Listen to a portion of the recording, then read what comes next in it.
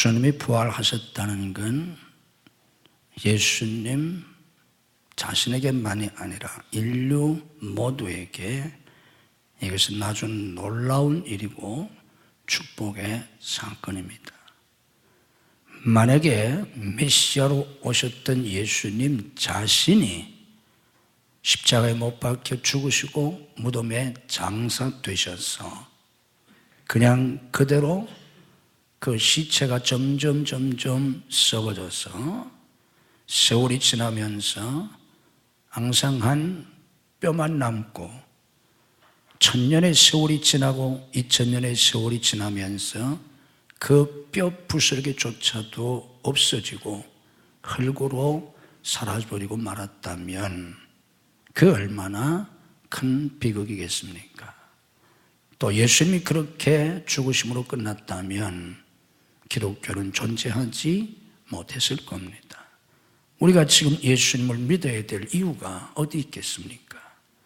그런데 예수님이 사망의 권세를 이기시고 부활하셔서 다시 살아나셨기 때문에 예수님이 승천하셔서 하늘로 올라가셔서 하나님 보좌 우편에 앉아 계시지 않습니까? 아멘. 예수님이 부활하시지 아니하셨다면 예수님의 승천도 아무것도 없습니다. 예수님이 부활하셨기 때문에 예수님은 승천하셔서 하나님 보좌 우편 영광의 자리에 앉아 계시고 예수님이 부활하셨기 때문에 예수님이 우리에게 생명을 주시는 겁니다. 죄의 삭은 사망입니다. 죽음입니다.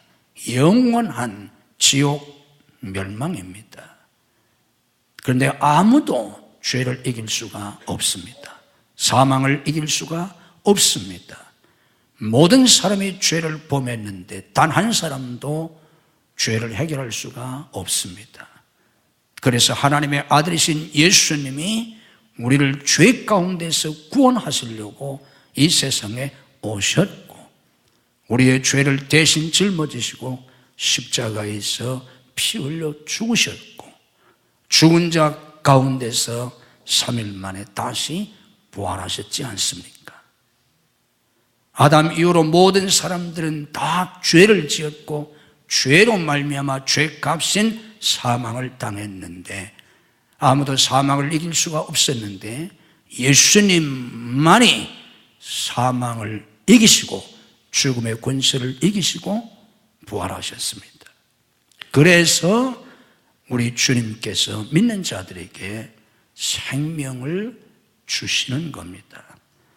예수님이 이 세상에 오신 목적이 요한복음 10장 10절에서 말씀하시는 것처럼 내가 온 것은 양으로 생명을 얻게 하고 생명을 얻게 하시려고 오셨습니다. 요한복음 3장 16절에서 말씀하시는 것처럼 하나님이 세상을 이처럼 사랑하사 독생자를 주셨으니 왜 주셨습니까? 이는 그를 믿는 자마다 멸망하지 않고 영생을 얻게 하려 하십니다. 영생을 주시려고 예수님이 오셨습니다. 그런데 예수님이 우리에게 생명 곧 영생을 주실 수 있는 것은 예수님이 사망의 권세를 이기시고 부활하셨기 때문에 우리에게 생명을 주시는 것입니다.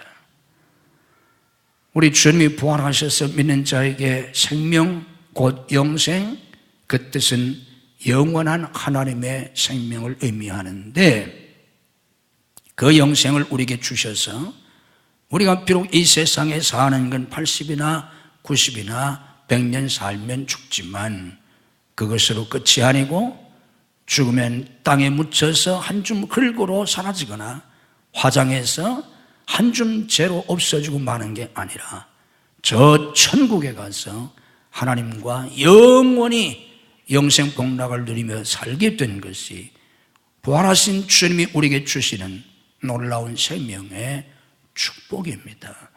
우리가 이것 때문에 예수님을 믿는 겁니다.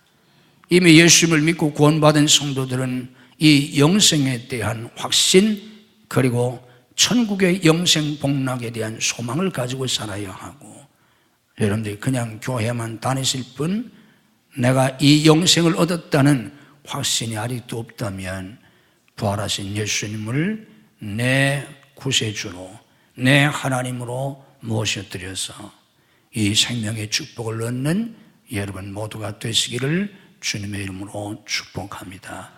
그리고 여러분 가족들, 여러분 형제 자매 친척 가운데 아직도 예수 믿고 구원받지 못한 사람들에게 하나님이 은혜를 베풀어 주셔서 그들도 속히 예수 믿고 다 이 생명을 얻어서 우리가 나중에 천국에서 다 같이 영생 복락을 누릴 수 있는 그런 가정 구원의 축복을 누리실 수 있기를 주님의 이름으로 축복합니다.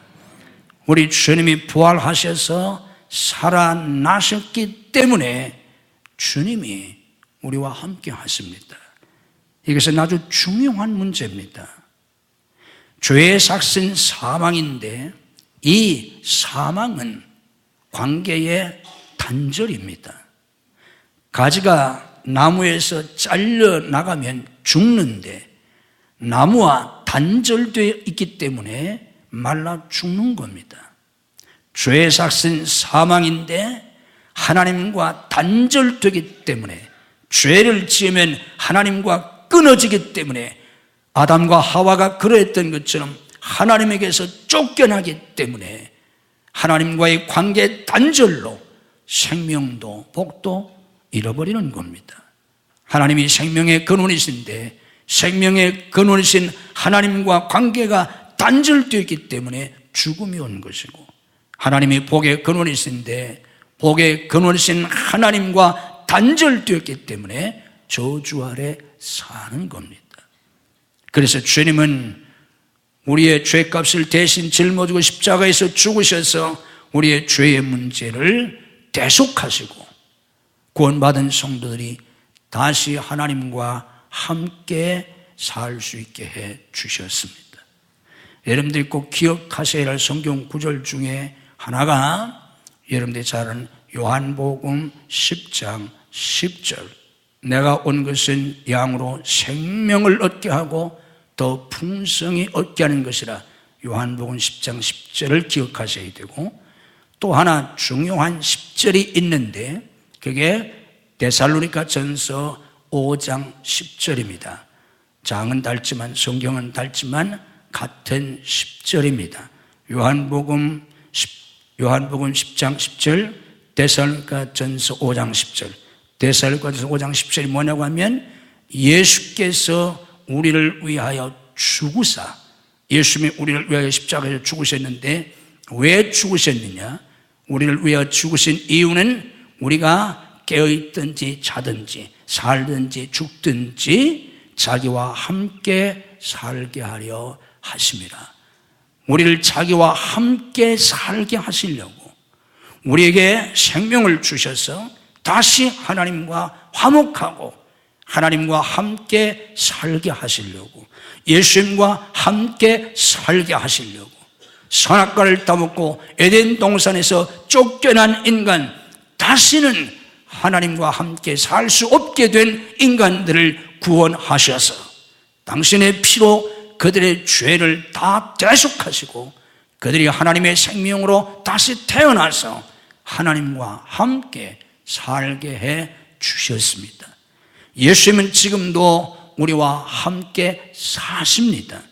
예수님이 지금도 우리와 함께 사실 수 있는 것은, 예수님이 지금도 우리와 함께 계시는 것은 예수님이 부활하셔서 지금도 살아 계시기 때문입니다.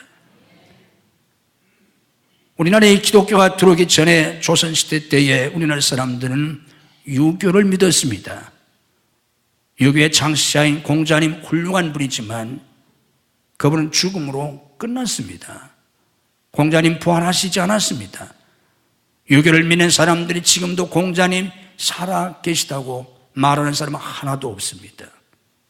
불교의 창시자인 석가모니도 마찬가지입니다. 그분도 나름대로 도를 깨달은 분이지만 그러나 그분도 죽었습니다. 그런데 예수님은 죽은 자 가운데서 다시 부활하셨습니다. 그래서 지금도 살아 계십니다. 아멘. 주님이 살아 계시기 때문에 지금도 우리와 함께 계십니다. 영원히 함께 계십니다. 주님이 부활하시지 않았다면, 다시 살아나시지 않았다면, 지금 살아 계시지 않는다면 우리는 그분이 말씀하신 그분의 가르침과 그분의 교훈과 그분의 진리는 붙잡고 살 수 있지만 그분 자신과 사는 건 아닙니다. 불교인들은 석가모니의 가르침을 붙잡고 유교인들은 공자의 가르침을 붙잡고 삽니다. 그러나 우리는 단순히 성경 말씀을 붙잡고 사는 게 아니라 바로 그 하나님, 지금도 살아계신 하나님, 영원부터 영원까지 살아계신 하나님, 지금도 부활하셔서 우리와 함께 살고 계시는 주님과 함께 사는 것입니다. 아멘.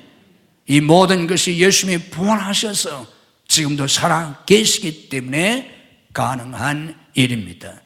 오늘 본 말씀은 우리 부활하신 주님께서 제자들을 떠나시기 전에, 곧 승천하시기 전에 제자들에게 마지막으로 모든 족속을 제자 삼으라고 하는 지상명령, 가장 큰 명령, 선교 대명령을 주셨는데 그 지상명령을 하신 다음에 하신 약속입니다.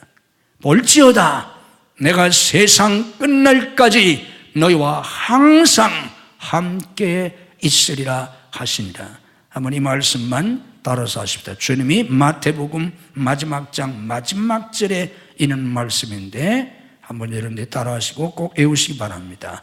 따라서 하십시다. 볼지어다 내가 세상 끝날까지 너희와 항상 함께 있으리라. 아멘. 너희와 항상 함께 있으리라. 여기 우리말 번역에 너희와 항상 함께 있으리라, 함께 있으리라 이렇게 우리말로 번역을 해서 우리가 얼핏 느끼기에 이 말씀이 미래형인 것처럼 함께 있으리라, 함께 있었다, 과거형 함께 있다, 현재형 함께 있으리라, 미래형처럼 우리가 이 말씀이 느껴지기 쉬운데 이 말씀의 원문은 현재형입니다. 여기 있다, 있으리라고 번역한 이 말이 원문에서 에임이라고 하는 헬라어인데 내가 있다, 에고 에임이 영어로 말하면 I am입니다. I am with you. 주님이 지금 함께 계시다는 뜻입니다. 앞으로 내가 함께 있으리라. I will be with you가 아니고 영어 성경은 다 그래서 I am으로 번역을 했습니다. 우리말 성경은 함께 있으리라 다 이렇게 번역을 했는데 이 am이라고 하는 이 말을 분석하면 이 동사는 현재 능동태입니다. 현재형입니다. 주님이 지금 함께 계시다는 뜻입니다. 이 말씀을 하시면서 그때 당시에도 주님은 그들과 함께 계셨습니다. 그리고 앞으로 세상 끝날까지 그들과 함께 매 현재마다 같이 계시겠다는 뜻입니다. 주님이 그들과 그때 당시에도 함께 계실 수 있었고 지금도 주님이 우리와 함께 계시는 것은 그분이 부활하셔서 살아 계시기 때문입니다. 믿음으로 고백합시다. 부활하신 주님이 살아 계셔서 항상 나와 함께 하신다. 아멘. 우리 지금 제가 말씀드린 걸 풀 센텐스를 같이 한번 기억하시고 한번 같이 따라서 하십시다. 시작. 부활하신 주님이 살아 계셔서 항상 나와 함께 하신다. 아멘. 부활하신 주님이 살아 계셔서 나와 항상 함께 계십니다. 아멘.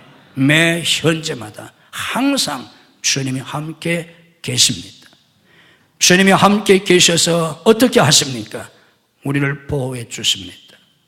사탄으로부터, 재난으로부터, 사고로부터, 위험으로부터, 죄로부터 우리를 보호해 주십니다. 사람이 100년 미만의 짧은 세월을 살지만 한평생 별의별 일을 다 겪습니다. 수많은 어려움을 겪습니다. 성공적인 삶을 사는 사람, 건강하게 사는 사람, 행복하게 사는 사람들은 그 수많은 환난과 재난과 병고와 그 모든 어려움을 이긴 사람들입니다. 하나님이 우리를 보호해 주셔야 합니다. 사탄으로부터 하나님이 우리를 지켜주셔야 합니다. 여러분이 날마다 여러분과 여러분 자녀들을 위해서 기도해야 합니다. 예수님의 이름으로 모든 사탄의 세력을 물리치고 모든 악한 사탄의 세력부터 모든 악한 세력으로부터 우리와 우리의 자녀들을 지켜달라고 날마다 기도하셔야 합니다. 하나님께서 우리와 우리의 자녀들을 모든 사탄의 세력부터 지켜주셔야 합니다. 환난과 재난으로부터 지켜주셔야 합니다. 사고로부터 지켜주셔야 합니다. 사고가 없는 날이 없습니다. 재난이 없는 날이 없습니다. 끊임없이 사고가 발생합니다. 옆집에서 불이 나서 자고 있는데 불이 나서 뛰쳐나갔더니 나가는 사람을 다 찔러 죽이지 않습니까? 한참 단잠을 자고 있는데 새벽에 옆집에서 불이 났다고 생각해 보세요. 소리가 나고 매콤한 연기가 나서 그럼 어떡하겠어요? 밖에 안 나가겠어요? 아파트 문을 열고 밖에 나가는 순간 복도에서 칼로 찔러보세요. 안 죽을 사람 어디 있어요? 다 죽어요. 내가 그런 사람 옆집에 살지 말아야 하고 그런 사람이 내 옆집에 살지 말아야 하는 거지 방법이 없습니다. 하나님이 우리를 지켜주셔야 합니다. 잘 때에도 하나님이 우리를 지켜주셔야 되고 낮 동안에도 하나님이 우리를 지켜주셔야 되고 우리와 우리의 자녀들을 주님이 보호해 주셔야 합니다. 재난으로부터 보호해 주셔야 합니다. 환난으로부터 보호해 주셔야 합니다. 사옥으로부터 지켜주셔야 합니다. 죄로부터 지켜주셔야 합니다. 내가 혼자 사는 인생이라면 언제 무슨 일을 당할지 모릅니다. 그런데 부활하신 주님이 우리와 함께 계십니다. 우리를 한순간도 떠나지 아니하시고 함께 계시는 주님이 우리를 지켜주십니다. 아멘. 우리와 함께 하시는 주님이 우리에게 끊임없이 지혜를 주십니다. 우리가 성공적인 삶을 살려면 지혜가 있어야 합니다. 사람이 왜 망합니까? 왜 불행하게 삽니까? 깨닫지 못해서 그렇습니다. 왜 늙어 죽을 때 왜 후회합니까? 어렸을 때 젊었을 때 깨닫지 못했기 때문에. 사람이 늙어서 후회하는 게 몇 가지가 기본적으로 있는데 조사를 해보면 늙어서 후회하는 몇 가지 중에 하나가 내가 어렸을 때 젊었을 때 공부를 열심히 할 걸 후회한다고 그래요. 물론 공부를 열심히 한 사람들은 그런 후회를 하지 않겠지만 많은 사람들이 그런 후회를 한다고 합니다. 내가 좀 더 열심히 공부할 걸, 더 공부할 걸. 그것 때문에 내가 더 잘 살 수 있었을 텐데, 더 수준 높은 삶을 살 수 있었을 텐데 나이가 들어서 후회한다고 그래요. 그 말은 무슨 뜻입니까? 어렸을 땐 몰랐다는 거예요. 젊었을 땐 몰랐다는 거예요. 학교 다닐 땐 그걸 깨닫지 못했기 때문에 하라는 공부는 안 하고 놀기나 하고 게임이나 하고 다른 일을 즐기다가 나이가 들고 한평생 늙어서 보니까 내가 왜 어렸을 때 학교 다닐 때 열심히 공부하지 않았나 후회한다는 거예요. 깨닫지 못해서 그렇습니다. 깨닫지 못하면 우리는 인생의 실패자가 됩니다. 불행합니다. 그런데 인생의 문제가 뭐냐면 깨닫지 못합니다. 신앙생활도 똑같습니다. 깨달아야 합니다. 누가 신앙생활을 잘합니까? 깨달은 사람. 누가 주일을 지킵니까? 주일의 신성함을 깨달은 사람. 누가 기도를 합니까? 기도의 축복을 깨달은 사람 등등 깨달은 사람이 하는 것입니다. 깨닫지 못하면 한평생 교회를 다녀도 소용이 없어요. 그런데 우리 주님께서 깨닫게 해 주십니다. 우리 주님께서 우리에게 지혜를 주십니다. 영감을 주십니다. 아이디어를 주십니다. 오늘 우리가 살고 있는 21세기를 영감의 시대라고 합니다. 21세기의 혁명을 스마트 혁명이라고 해요. 20세기를 지나면서 지식은 보편화됐어요. 20세기를 지식의 시대, 정보의 시대라고 합니다. 21세기는 그걸 넘어서는 시대예요. 보편적인 지식을 넘어선 사람만이 성공합니다. 그래서 영감의 시대라고 하는 거예요. 누가 그런 영감을 얻겠습니까? 지식을 넘는 영감을 누가 받을 수 있습니까? 다른 사람이 생각하지 못하는 아이디어를 누가 낼 수 있습니까? 하나님이 주십니다. 하나님이 주시는 영감을 받아야 합니다. 아이디어를 받아야 합니다. 아무도 어떻게 해야 될지 모를 때, 그래서 모든 사람이 방황할 때 하나님이 주시는 지혜를 얻어야 합니다. 방법을 찾아야 합니다. 그래서 이스라엘 사람들이 그렇게 노벨상을 많이 받습니다. 이스라엘 사람들이 그렇게 노벨상을 많이 받는 이유가 하나님께로부터 지혜와 영감을 얻기 때문입니다. 남이 생각하지 못하는 것을 생각하고 남이 만들지 못하는 것을 만들어낼 수 있는 그런 하나님이 주시는 지혜와 영감을 우리와 우리 자녀들에게 하나님이 주셔야 합니다. 우리 하나님께서 특별히 우리 자녀들에게 이런 지혜와 영감을 주시기를 주님의 이름으로 축복합니다. 야고보서 1장 5절에 말씀했습니다. 너희 중에 누구든지 지혜가 부족하거든 모든 사람에게 후히 주시고 꾸짖지 아니하시는 하나님께 구하라. 그리하면 주시리라 하셨습니다. 지혜도 하나님이 주십니다. 우리와 함께 하시는 주님이 우리를 인도해 주십니다. 우리가 차를 몰고 다닐 때는 내비게이션이 있지만 인생엔 내비게이션이 없습니다. 그래서 방황하는 겁니다. 혼돈하는 겁니다. 그래서 시행착오를 하고 실패하는 겁니다. 그러나 구원받은 성도들은 그렇지 않습니다. 이스라엘 백성들이 출애굽한 다음에 하나님께서는 40년 광야 생활을 불기둥과 구름기둥으로 인도해 주셨습니다. 광야에는 길이 없습니다. 그러나 하나님이 친히 함께 하셔서 구름기둥과 불기둥으로 주야의 그들을 인도하셨지 않습니까? 오늘 또 우리와 함께 하시는 주님이 말씀과 성령으로 우리를 인도해 주십니다. 우리는 말씀의 인도하심을 따라 살아야 합니다. 로마서 8장 14절 말씀처럼 성령으로 인도함을 받는 그들이 곧 하나님의 아들이라 성령님의 인도하심을 따라 살아야 합니다. 부활하신 주님이 우리와 함께 하셔서 역사해 주십니다. 인생이 힘들고 고통스럽고 결국은 좌절하고 절망하고 결국은 실패하고 죽는 건 감당할 수 없는 일들을 자기의 힘으로 감당하려고 애쓰다가 결국은 실패하는 겁니다. 결국은 병들고 죽는 겁니다. 그런데 성도의 삶은 고아와 같은 삶이 아닙니다. 부활하신 주님이 함께 하셔서 역사해 주십니다. 하나님의 역사 속에 사는 것, 이게 성도의 삶의 특징입니다. 하나님이 나와 함께 하셔서 하나님이 역사해 주십니다. 때마다 일마다 도와주십니다. 복된 사람들을 붙여주십니다.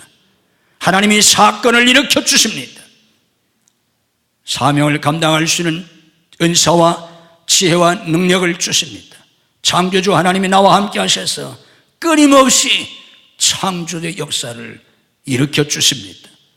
문제가 있고 어려움이 있고 시련과 고난과 위기가 있을지라도 함께 하시는 주님이 그 모든 걸 극복할 수 있게 해 주십니다.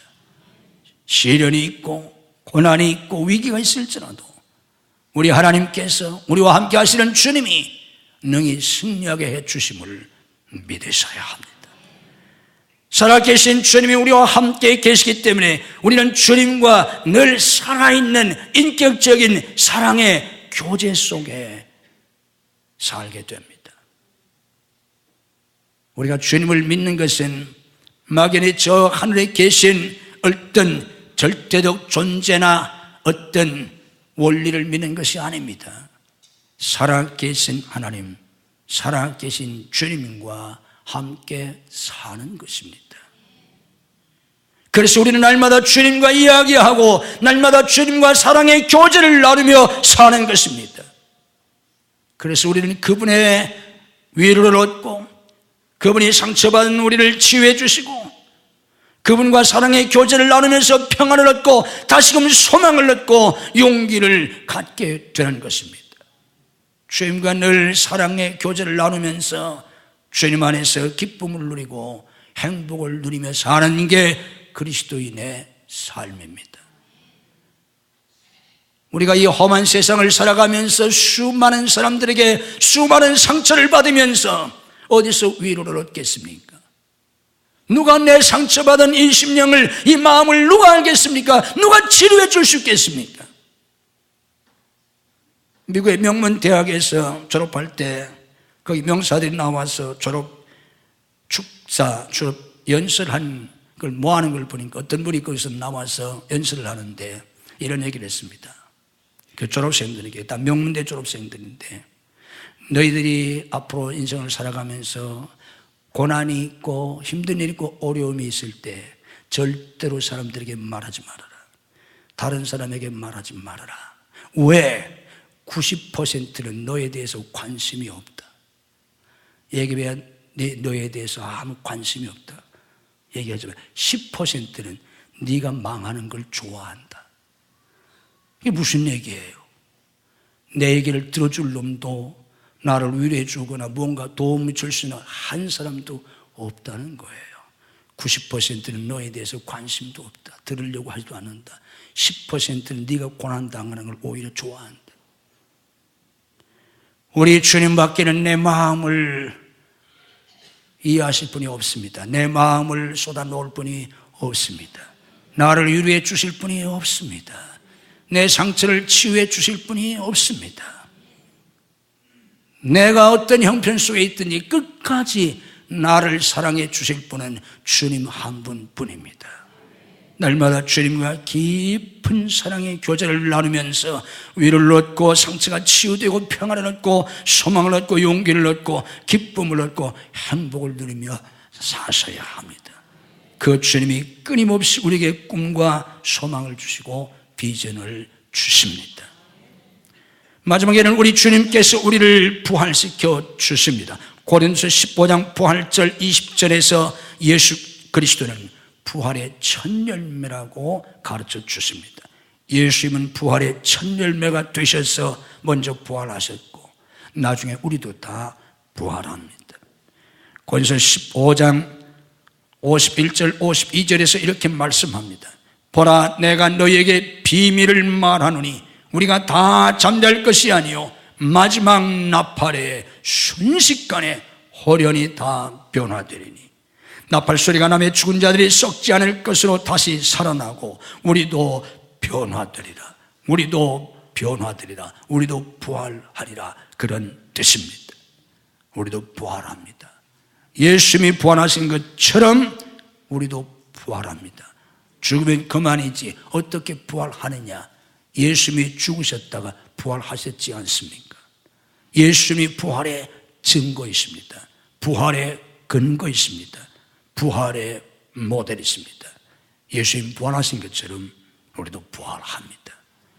예수님을 죽은 자 가운데서 살려주신 하나님이 우리도 부활시켜 주십니다. 예수님처럼 부활합니다.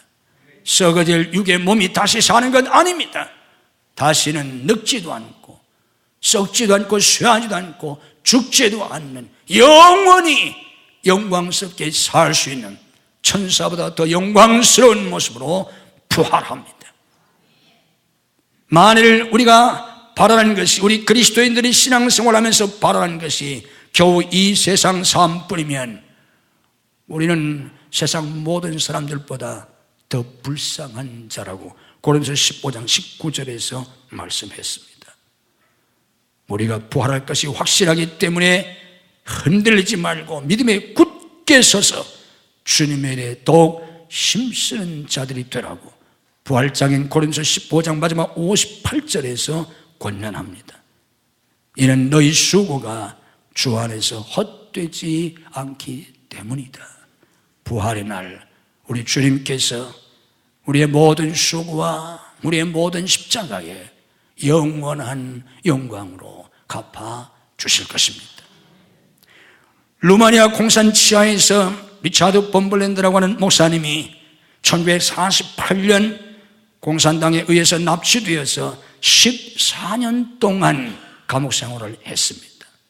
말할 수 없는 고통과 죽음 앞에까지 수없이 위기를 겪으면서 14년 동안 고문을 당하고 옥생활을 했는데 결국 풀려나왔습니다.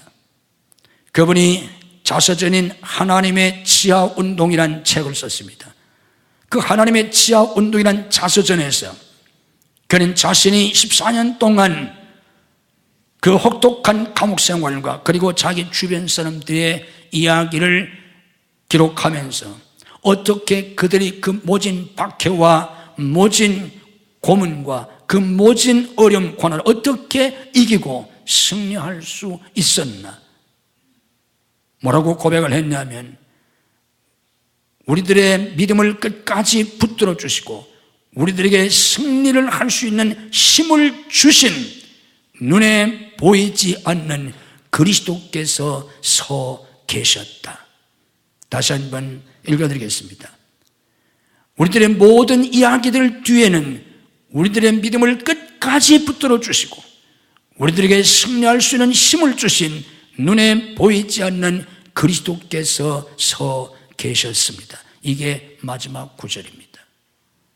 부활하신 주님이 그들과 함께 계셨기 때문에 그들은 그 모든 어려움을 이길 수 있었다는 뜻입니다. 믿음을 붙잡아 주시고 승리할 수 있는 힘을 주셔서 그들은 믿음을 지킬 수 있었고 그리고 고난을 이기고 승리할 수 있었다는 뜻입니다. 우리 주님께서 우리에게도 같은 은혜를 주셔서 주님 앞에 가는 날까지 우리의 믿음을 지켜주실 것입니다. 모든 것을 이기고 승리할 수 있게 해 주실 것입니다. 이 부활의 은총이 오늘 부활절을 지키는 여러분 모두에게 함께 하시기를 주님의 이름으로 축복합니다. 고마우신 하나님, 100년도 살지 못하는 인생인데 주가 한 줌 흙으로 한 줌 재로 끝나버리고 만나면 인생이 얼마나 허무하겠습니까? 이 세상에 한평생 고생한 것도 억울한데 죽어서 지옥 가서 영원히 고통당한다면 그 얼마나 끔찍한 일이겠나이까. 그런데 우리 주님께서 이런 죄인들을 구원하시려고 세상에 오셔서 우리 죄를 대신 짊어지고 십자가에 피 흘려 죽으시고 죽은 자 가운데서 부활하셔서 우리에게 다시는 죽지 않는 영원한 하나님의 생명을 주시고 부활하신 주님이 살아계셔서 친히 우리와 함께 계심에 그 말할 수 없는 은혜와 축복을 저희들이 말로 다 감사할 수가 없습니다. 이 거룩한 부활절에 성령께서 저희들에게 하늘의 지혜를 주셔서 이 놀라운 주님의 부활의 은총을 깊이 깨달을 수 있게 하시옵소서. 모두 다 예수님을 믿어서 이 영생, 영원한 생명을 얻게 하시고 과처럼 이 험한 세상 혼자 사는 힘든 삶이 아니라 주님이 친히 함께 하셔서 보호하시고 인도하시고 역사해 주시는 그 축복 속에 살 수 있게 하시옵소서. 부활절 아버지 앞에 나와 예배드리는 모든 성도와 모든 가족들에게 우리 주님이 이런 은혜를 베풀어 주시옵소서. 머리 위에 안수하시고 하늘의 지혜와 총명과 명철을 주셔서 하늘의 진리, 영적 진리, 말씀의 진리를 깨달을 수 있게 하시옵소서. 그 말씀을 믿음으로 받아들이고 그 말씀대로 살고 그 축복을 누릴 수 있게 하시옵소서. 믿음으로 가슴에 손을 얹습니다. 우리의 모든 죄악, 우리의 모든 불신앙, 우리의 모든 상처들을 주님이 다 치유해 주시옵소서. 성령으로 채워 주시옵소서. 모든 흑암의 세력, 모든 어둠의 영, 모든 악한 영들을 물리쳐 주시고 주님의 보혈로 씻으시고 덮어 주시옵소서.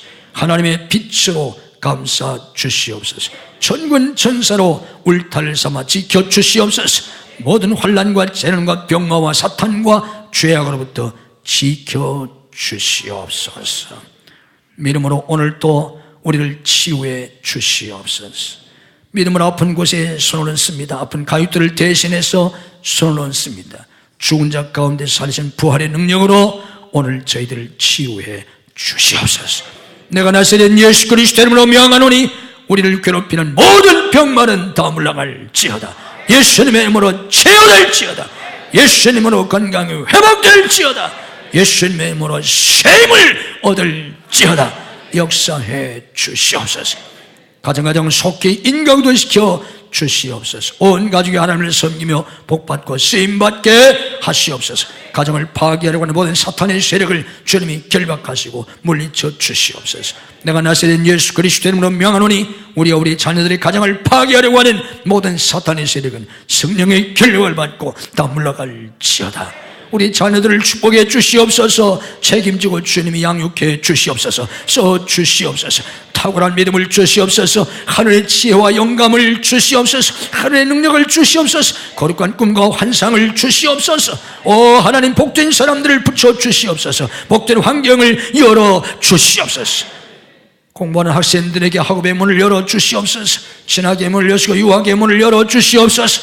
취업의 문을 여시고 사업의 문을 열어 주시옵소서. 결혼의 문을 여시고 태의 문을 열어 주시옵소서. 사역의 문을 열어 주시옵소서. 예수님의 이름으로 열릴지어다. 성도들의 직장과 사업을 축복해 주옵소서. 시대와 환경을 초월해서 주님의 도우심으로 형통하게 하시고 창대케 되게 하시고 주의 복음을 해서 세계 선교를 위해서 쓰임받게 해 주시옵소서. 우리 사역에 풍성한 열매가 맺히게 해 주시옵소서.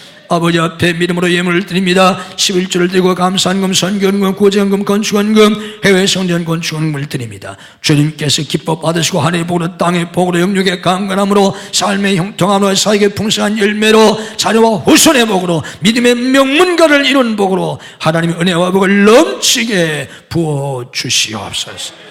아버지 앞에 나와 예배드린 모든 성도를 축복해 주옵소서. 병상에서 나오지 못한 손을 찾아가셔서 능력의 손으로 일으켜 주시옵소서. 줄타이는 손들, 해외에 나가는 가족들, 군문에 나가는 아들들, 유학생들을 지키시고 축복해 주옵소서. 믿음이 연약하여 부활주일도 지키지 못하는 성도들에게 주일을 성수할 수 있는 믿음을 더하여 주시옵소서. 이 한 주간도 주님이 주시는 은혜와 축복이 넘치는 복된 한 주간이 되게 해 주옵소서. 예수님 이름으로 축복기도하옵나이다. 아멘.